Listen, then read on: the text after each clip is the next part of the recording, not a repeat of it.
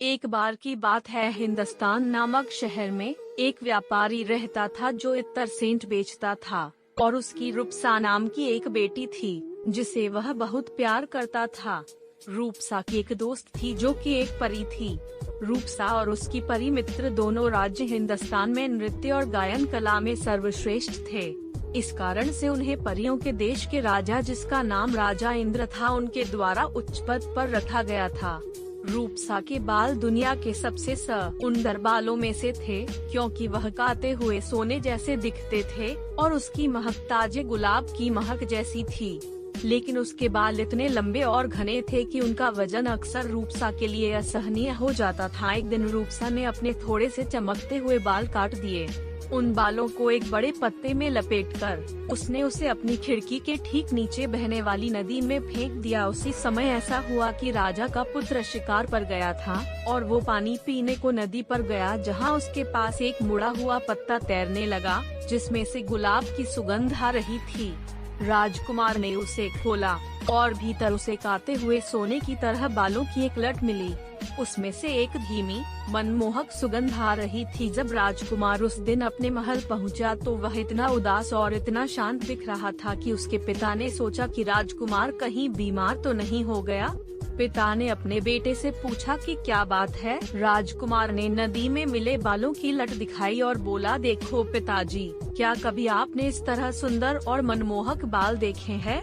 आप ये जान लीजिए कि अगर मैं इस लड़की को देख ना लूं और उससे शादी ना कर लूं, तब तक मैं जीते जी मरा हुआ महसूस करता रहूंगा।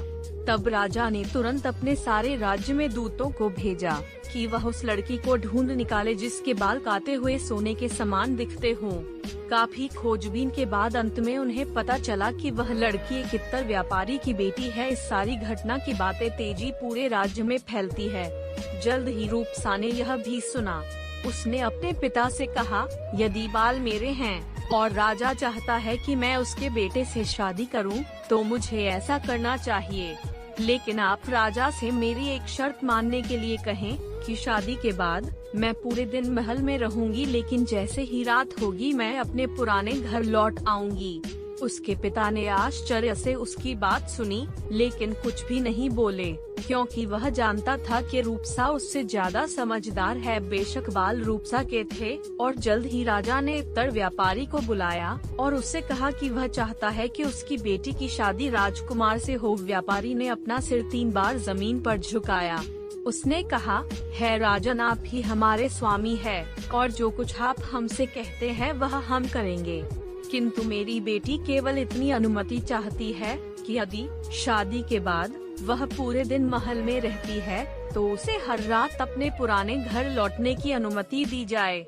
राजा को एक बहुत ही अजीब अनुरोध लगा, लेकिन राजा ने सोचा कि आखिरकार यह उसके बेटे का मामला है और लड़की निश्चित रूप से जल्द ही आने जाने से थक जाएगी, इसलिए उसको इस शर्त को मानने में कोई कठिनाई नहीं लगी। राजा के हाँ कहते ही फटाफट सारी तैयारियां कर ली गई और शादी भी बड़े हर्षोल्लास के साथ की गई। राजकुमार भी रूपसा की शर्त से ज्यादा चिंतित नहीं था, बल्कि वो इस बात से ही बहुत खुश था कि वह कम से कम दिन में अपनी दुल्हन को देखेगा, बातें करेगा और उसके साथ समय बिता पाएगा। लेकिन उसकी ये खुशी तब निराशा में बदल गई जब उसने पाया कि रूपसा कुछ नहीं करती। वो पूरे समय एक स्टूल पर बैठी रहती है, उसका सिर उसके घुटनों पर आगे झुक रहता है और राजकुमार भी उसे एक भी शब्द कहने के लिए राजी नहीं कर सका। हर शाम उसे एक पालकी में बिठाकर वापस उसके घर ले जाया जाता था, जिसे 4 आदमियों के कंधों पर डंडे से ढोया जाता था। उस समय का एक परिवहन जिसे पालकी कहा जाता था। हर सुबह रूपसा भोर के तुरंत बाद लौट आती थी, लेकिन उसके होठों से न तो कोई शब्द निकला और न वह दिन भर किसी तरह के भाव अपने चेहरे पर लाती। राजकुमार को पता ही नहीं चलता कि उसके जीवन में क्या चल रहा है। दुखी और परेशान राजकुमार महल के पास एक पुराने और सुंदर बगीचे में घूम रहा था जब वह बूढ़े माली के पास आया। इस माली ने राजकुमार के परदादा की सेवा की थी। जब बूढ़े माली ने राजकुमार को देखा तो वह आया और उसके सामने झुककर कहा, बच्चे, तुम इतने उदास क्यों लग रहे हो, क्या बात है? राजकुमार ने उत्तर दिया, मैं दुखी हूँ। क्योंकि मैंने सितारों की तरह प्यारी पत्नी से शादी की है, लेकिन वह मुझसे एक शब्द भी नहीं बोलती और मुझे नहीं पता कि मुझे क्या करना चाहिए। रात के वक्त वह मुझे छोड़ देती है, अपने पिता के घर में चली जाती है। प्रतिदिन वह मेरे पास तो होती है, लेकिन सिर्फ बैठी रहती है, मानो पत्थर हो गई हो, और जो कुछ मैं कहूँ या करूँ वो प्रतिसाद नहीं देती। माली ने राजकुमार से उसकी प्रतीक्षा करने को कहा। थोड़ी देर बाद वह 5-6 छोटे पैकेट लेकर वापस आया, जिसे उसने युवक के हाथ में रख दिया। उसने कहा, कल जब आपकी दुल्हन महल छोड़ती है तो इन पैकेटों में से किसी एक से पाउडर को अपने शरीर पर छिड़कें। ऐसा करने से आप अदृश्य हो जाएंगे, लेकिन आप सब कुछ स्पष्ट रूप से देख पाएंगे। राजकुमार ने उसे धन्यवाद दिया और पैकेट को ध्यान से अपनी पगड़ी में रख दिया। अगली रात जब रूपसा अपने पिता के घर जाने लगी तो राजकुमार ने अपने ऊपर जादू का पाउडर छिड़का और फिर उसके पीछे पीछे दौड़ा। वास्तव में वह हर किसी के लिए अदृश्य था, हालांकि वह हमेशा की तरह सब कुछ देख और महसूस कर रहा था। पालकी के पीछे पीछे वो इत्र व्यापारी के घर की ओर चल दिया। वहां उसकी दुल्हन घर में दाखिल हुई।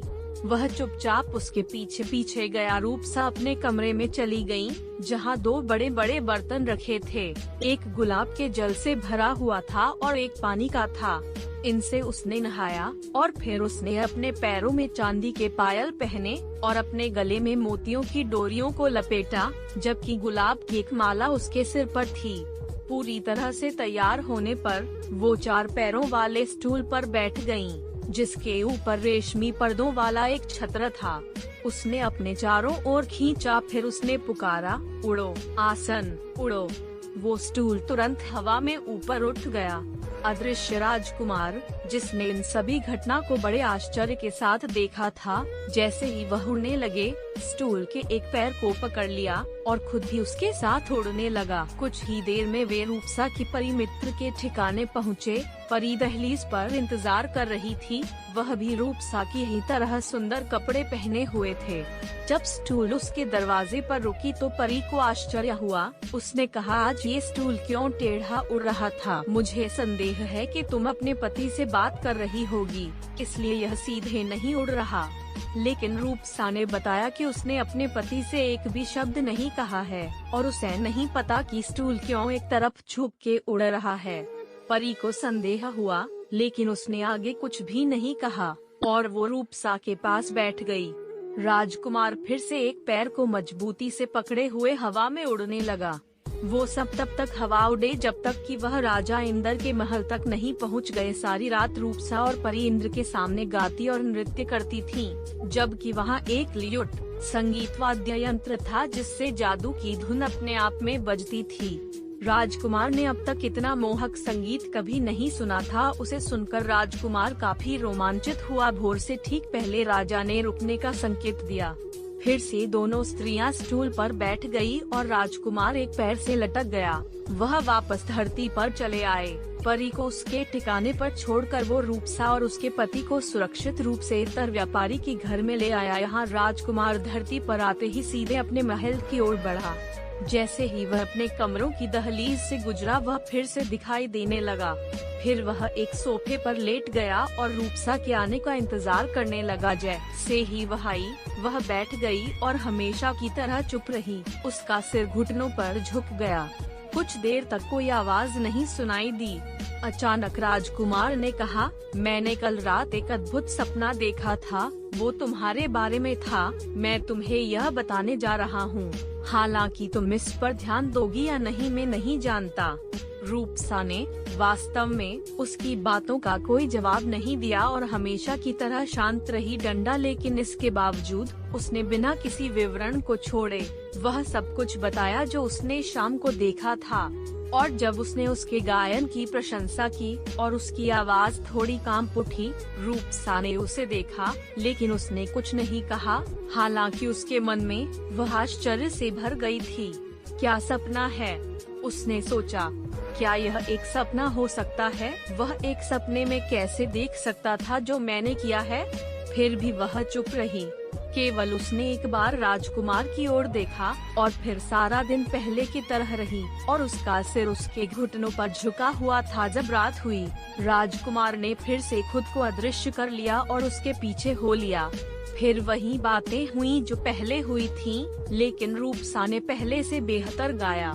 सुबह राजकुमार ने दूसरी बार रूपसा को वह सब बताया जो उसने देखा था, यह दिखावा करते हुए कि उसने उसका सपना देखा था। उसकी बात खत्म होने के ठीक बाद रूपसा ने उसकी ओर देखा। उसने कहा, क्या यह सच है कि आपने यह सपना देखा था या आप वास्तव में वहाँ थे? मैं वहाँ था, राजकुमार ने उत्तर दिया। लेकिन तुम मेरा पीछा क्यों करते हो? रूपसा ने पूछा। क्योंकि, राजकुमार ने उत्तर दिया, मैं तुमसे प्यार करता हूँ और तुम्हारे साथ होने में मुझे खुशी होती है। इस बार रूपसा की पलकें झुक गईं, लेकिन उसने और कुछ नहीं कहा और बाकी दिन चुप रही। हालांकि शाम को जैसे ही वह अपनी पालकी में कदम रख रही थी, उसने राजकुमार से कहा, अगर तुम मुझसे प्यार करते हो तो आज रात मेरा पीछा न करके इसे साबित करो। और राजकुमार ने जैसा रूपसा ने चाहा वैसा ही किया और वह घर पर ही रहा। उस शाम जब वह और उसकी सहेली ने जादुई स्टूल पर हवा में उड़ान भरी, तो वह इतनी अस्थिर रूप से उड़े कि वे मुश्किल से अपनी जगह पर बैठ पा रहे थे। अंत में परी ने कहा, इतने झटके लगने का एक ही कारण हो सकता है कि तुम अपने पति से बात कर रही होगी। और रूपसा ने उत्तर दिया, हाँ, मैं बात कर रही हूँ, पर अब और नहीं करूँगी। उस रात रूपसा ने इतना अद्भुत गाया कि अंत में राजा इंद्र उठे और कहा कि वह जो कुछ भी चाहे वह मांग सकती है और वह उसे दे देंगे। पहले तो वह चुप रही, लेकिन जब उसने उसे आग्रह किया तो उसने कहा, यदि आप जोड़ देते हैं तो मैं जादू की लूट का अनुरोध करती हूँ। राजा ने यह सुना तो उसने इतनी जल्दबाजी में एक वादा करने के लिए अफसोस हुआ, क्योंकि वह अपनी सारी संपत्ति से ऊपर खेले जाने वाले जादुई लूट को महत्व देता था। लेकिन जैसा उसने वादा किया था वैसा ही उसे निभाना होगा। तुम अब फिर कभी वापस मत आना, राजा ने गुस्से से कहा। लूट लेते ही रूपसा ने चुपचाप अपना सिर झुका लिया। वह परी के साथ दरवाजे से बाहर निकली, जहां स्टूल उनका इंतजार कर रहा था। पहले से कहीं अधिक अस्थिर रूप से यह वापस पृथ्वी पर उड़ाए। उस सुबह जब रूपसा महल में पहुंची तो उसने राजकुमार से पूछा कि क्या उसने फिर से सपना देखा है। वह खुशी से हंसा, क्योंकि इस बार के रूपसा अपनी मर्जी से उससे बात की थी। राजकुमार ने उत्तर दिया, नहीं, लेकिन मैं अब सपने देखना शुरू करना चाहता हूँ। अतीत में क्या हुआ है वो देखने के लिए नहीं, लेकिन भविष्य में क्या हो सकता है उसके लिए। उस दिन रूपसा चुपचाप बैठी रही, लेकिन जब राजकुमार ने उससे बात की तो उसने उसे उत्तर दिया। और जब सांझ हुई और उसके जाने का समय हो गया, तब भी वह बैठी रही। राजकुमार उसके पास आया और धीरे से बोला, क्या तुम आज रात अपने घर वापस नहीं जा रही हो, रूपसा? उस पर वह उठी और फुसफुसाते हुए उसकी बाहों में समा गई। फिर कभी नहीं, नहीं, मैं तुम्हें फिर कभी नहीं छोड़ूंगी। तो राजकुमार ने अपनी खूबसूरत दुल्हन को जीत लिया। उनका सारा जीवन जादू से भर गया, परियों वाले जादू से नहीं, प्यार के जादू से। मित्रों, आपको आज की अद्भुत लोक कथा कैसी लगी हमें जरूर बताइए। आप नीचे सुचाई गई अन्य कहानियाँ भी पढ़े। दोस्तों, आपको ये कहानी कैसी लगी हमें कमेंट करके जरूर बताइए।